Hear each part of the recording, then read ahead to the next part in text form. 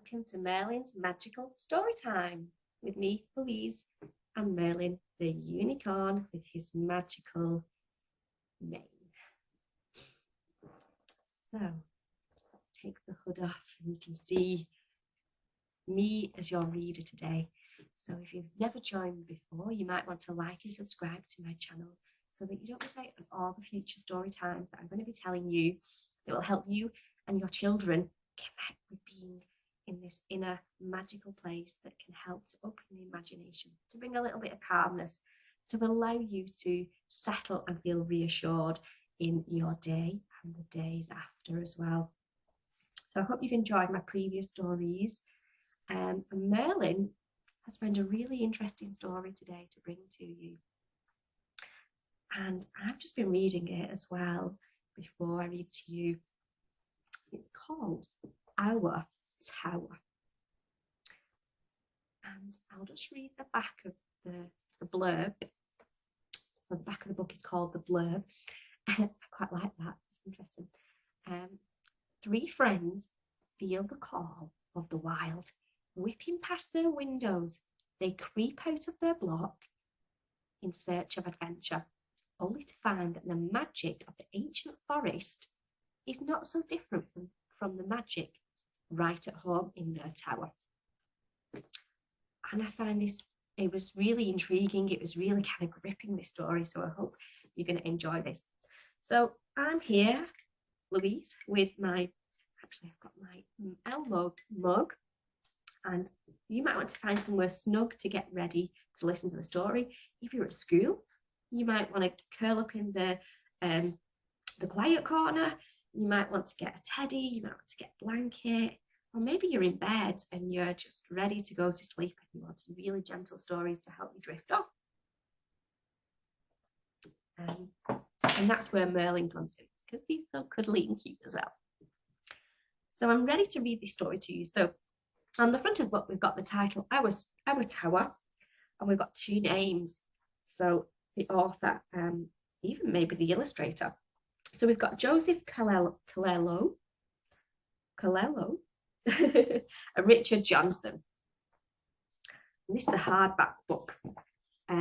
It's a non-fiction, or is it a fiction story? It's a fiction story. So fiction is something that someone's created and used their imagination to think of something imaginary and make up. So we've got 3 children that we're going to look at and their journey into the woodlands, it seems. So on the first 2 pages, it's quite a good illustration book. We've got some lovely pictures. It's quite dark and grey. So our tower is grey, concrete and grey, boring, hard and grey. So a tower, what can you see in this picture? So a tower here is like an apartment block, high rise, somewhere where lots and lots of people live in apartments, and it's looking quite miserable and grey. The light's making it dark. So how many people live here? We've got 1, 2, 3, 4, 5, 6, 7, 8, 9, 10, 11, 12, 13, 14 flights high. So I hope they have a lift. We'll find out. So let's have a look. But our tower is high, so very high.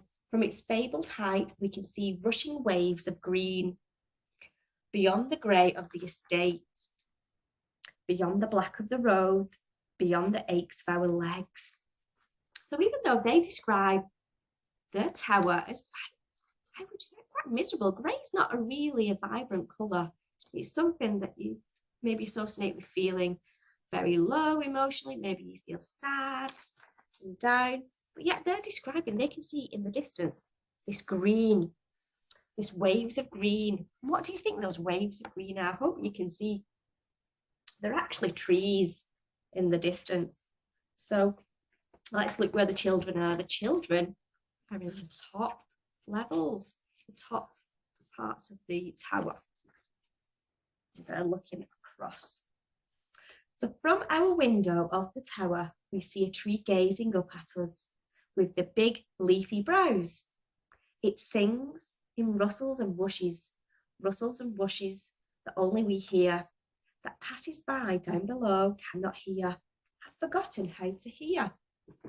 So from the window, the children can hear all the whooshes of the leaves and the trees gazing up at them in the distance.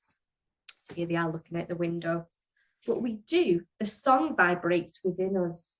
So they've not forgotten, the children, what it's like to hear the sounds, but adults, they're saying that adults have forgotten to hear and sense the sounds of the whooshes and the rustles. Down the steps we creep, past the lifts, the bins and chutes, and bags of rubbish and doormats, away from the overheard coughs and barks, away from the satellite dishes, we creep away from our tower. And they creep away down many, many flights of stairs. And they're going outside into the darkness there, quite miserable looking. So, past the cars on the streets and the flickering lampposts, to the fields and the woods that border our estate. So they have to go through all this wet weather and all the dreariness of living in a tower. The tree that we see from the top of our tower is in a wood. But which tree? Which tree is the tree with bushy brows singing a song of rustles and whooshes? So here they are looking at the trees, deciding which one is making that sound that they can hear all that distance from the woodland to the trees. The bark of the first tree is smooth to touch, too smooth to be an old singer. This is one that's too smooth here.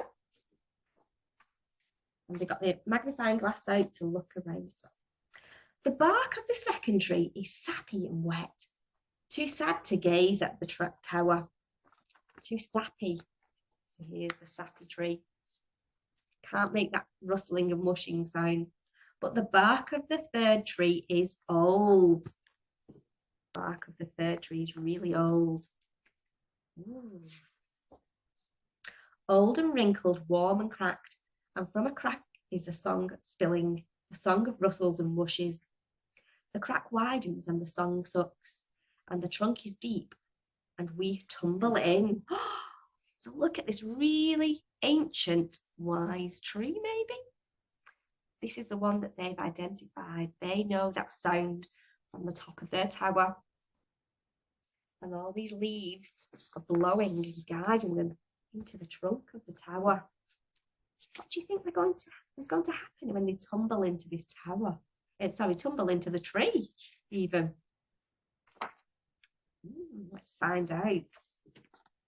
So here they are, down the trunk, tumbling down the trunk. Do you think they're afraid? Let's have a look at the faces. What do you think they're feeling? So maybe we've got one girl who's she's a bit shocked, I think. That facial expression shows shock or maybe surprise. But the other two are smiling, intrigued, and they want to know more about this tree, maybe. But what do you think they're thinking? At the bottom of the tree is a world that is secret, that our tower never sees, that the lifts have never grown for, where the concrete steps have never been, a world deeper than anything our tower has ever seen. So they tumble down into the trunk of the tree. This is an adventure, isn't it? There are creatures lurking between the pebbles on the ground, and there are things making ear-aching noises that sing with a hacking, coughing sound. You can see them there, they're going searching beneath the tree, because that tree trunk, they've tumbled down into the earth, deep into the earth. Have a look at this page. So it looks like in the center of the earth, or maybe the center of the tree. These are figures that flit like shadows. Painted across the earthen walls, there are thundering, snarling beasts, forever chasing balls. But do you think they're scared if there's thundering, snarling beasts? They're quite content. This is a mystery adventure, this, that they are engaged in. And when you turn into a chamber, of the mushroom glowing light, there are gleaming metallic visions that soar, zigzag, and take flight. Wow, these magical bright lights guiding their path along those pebbles. And on the spiky tendrils of the most labyrinth roots, you can taste the sweet deliciousness of the streaming pudding fruits. What does labyrinth mean? Have you heard of that word before? So it says, and on the spiky tendrils of the most labyrinth roots. So the roots of the trees, where do the roots of the tree go? It's a maze. A labyrinth is a route that's like a maze. It's trying to find your way, going down all these different avenues, and the roots can take you anywhere. You don't need to know where you're going because it's an adventure. Ooh, so who's on this page? They go down those tendril roots, the labyrinth. Who do they meet? Sitting in a wooden hug of an old tree-grown throne is a wizened, tree-grown man with bushy brows and a gaze that was well known. He saw the towers rise with the cranes and concrete. He saw the lifts lift and the people up from the street. He saw us wander and creep from our tower way up high, and he has, look at this ancient tree being, and he has a stone for us, a stone for us, a stone for us. It's giving the children a gift. Look at this stone. It's an unusual stone. I wonder why it's got a hole in it. A stone so smooth and ordinary, but with a hole right through its middle. And when we peer through it, the world goes upside-a-diddly. Upside-a-diddly. The things that are fantastic in the world beneath our tower now look terribly ordinary, just roots, mushrooms, and flowers. So this wise tree being, what's he called again? This old tree-grown throne man is showing them a different perspective, that what they had seen as magical underneath that tree can also be seen as ordinary. So let's have a look what happens next. So, but as we rise up the trunk that is both so high and so deep, and climb out from the tree cracks that sing and whoosh and weep. So they're coming up through the tree. We gaze upon our tower, towering up above, and through the stone's hole, see the tower has eyes. So they're using the stone now to look through the hole and to see the tower. And the tower has eyes that are full of love. So can you remember the beginning of the story? They thought that their tower was grey. Let's go back. It was grey and it was dull. It was concrete grey, boring, hard and grey. That's their perspective. That's what they saw with their eyes. But now with the stone ring, they're seeing that the tower is full of love. We see the concrete brows that the balconies now make. We see the elevator mouth that laughs as it shakes. And as the stone guides us to the magic of our flat, we see the wondrous creatures that dance on each doormat. What are the wondrous creatures? The leaves. So now they can see the magic and the love for the place that they live, which they once could not see at the beginning. And look how the colours change. The illustrator is now using colour. It's really, really powerful colour in how we can associate our feelings and our mood. And so now the children moved close to the tower. There are critters that sparkle as if composed of glass. There are voices in puffs of smoke and whisper secrets and intrigue and laugh. As we touch our fingertips to the concrete pillars that anchor our block, we feel a song spill from them that connects our homes to the land's bedrock. They're really seeing that their imagination can take them so many places now, and that their beliefs are not limited. Their mindset is a growth mindset, and they can see bigger than what they did before. And the adults don't remember the wonder of our tower, or the hole in a stone that can reveal the humdrum can hide a flower. So the adults still probably not quite on board with seeing the beauty of where they live, but the children, the children, you could share that magic in your life with your parents because you've got that innocence, you've got that pure, unconditioned love for life that you see through these lovely eyes of life. And this story can help you. If you're not feeling like that, this story is helping you to see the beauty of everything around you. The adults knew but then forgot the wonder of the tree-grown throne, but you'll remind them of the secret of a power that is homegrown. So you can see that they can grow things. Your growth mindset can flourish as well as the physical flower. You can see with your mind the positive in things more easily. Let's turn the page. A power that resides in the smiles of our neighbours, a magic that seeps out when we swap our home-grown, home-baked flavours. So the families are getting together now. You can see them cooking and baking and helping each other out. An enchantment that sparkles from the holding of the lift door. A gratitude that radiates when two carry shopping to the front door. So much more happiness now than at the beginning of the story. Children helping the elders, the ones that have forgotten the magic and enchantment of where they live. A power that is ours, that lives deep within our bones.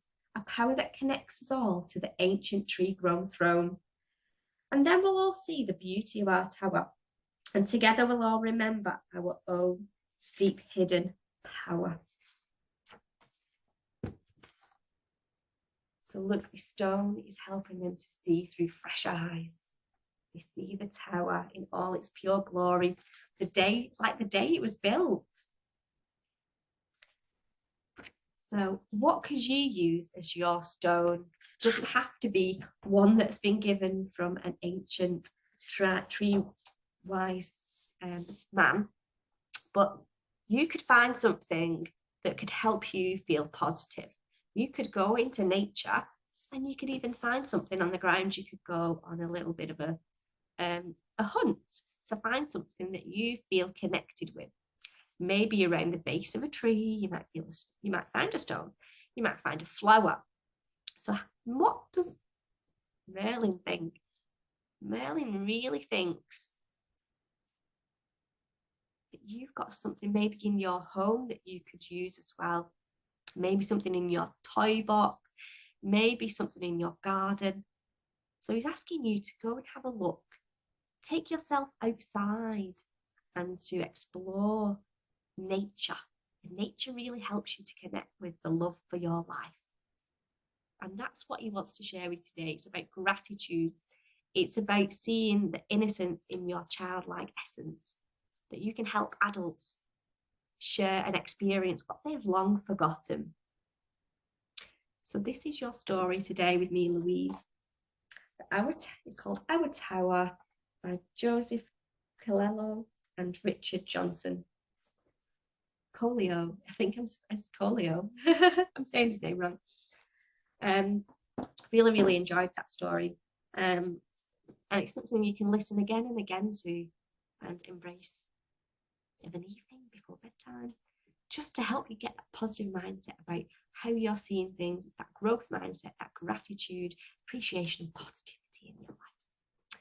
So thank you from me and Merlin, and make sure you subscribe to the channel and look out for more new stories, and I'll see you all really soon. Have a great day.